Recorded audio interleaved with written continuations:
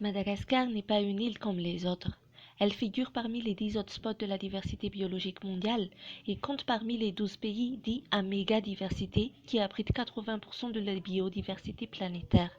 Elle compte des milliers d'espèces endémiques, sauf que malheureusement, l'envers du décor est tout autre. En réalité, derrière cette façade de destination de voyage idéale se cache une toute autre vérité. Selon France Culture, en 2017, Madagascar faisait partie des 10 territoires les plus concernés par les espèces en voie d'extinction, ainsi que les 10 territoires les plus concernés par les espèces animales menacées. Nos mangroves sont coupées, nos ressources maritimes surexploitées. Pire encore, Madagascar fait partie des 24 fronts de déforestation mondiaux. Selon WWF, entre 2004 et 2017, Madagascar a perdu 700 000 hectares de forêt en tout. L'île a perdu 44% de sa couverture forestière depuis les années 1950. Ce n'est rien, me diriez-vous? Mais imaginez qu'on garde la cadence pendant les 75 prochaines années. Qu'est-ce qu'il restera à nos arrière-petits-enfants? Mesdames et messieurs, dites-vous que la face cachée de l'iceberg est bien plus désastreuse. Si l'on devait énumérer les problèmes environnementaux de Madagascar, on serait encore là pour demain. Entre la pollution, les inondations, les cyclones et j'en passe, notre pays est vraiment dans une impasse.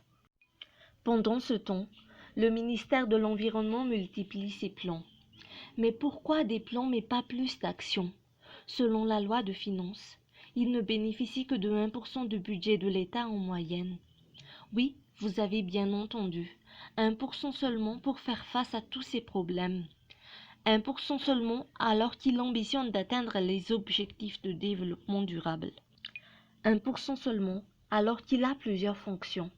La gestion des ressources naturelles, leur conservation, l'étude écologique, la protection de la nature, le changement climatique, la gestion des déchets et pollutions et bien plus encore. On oublie souvent que l'environnement est ce qui maintient notre nation, notre monde en équilibre.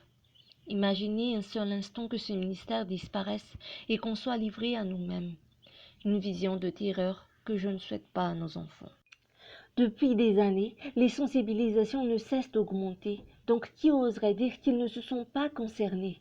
Ce qu'il faut aujourd'hui, ce sont des actions beaucoup plus vives que ce qu'il y avait avant.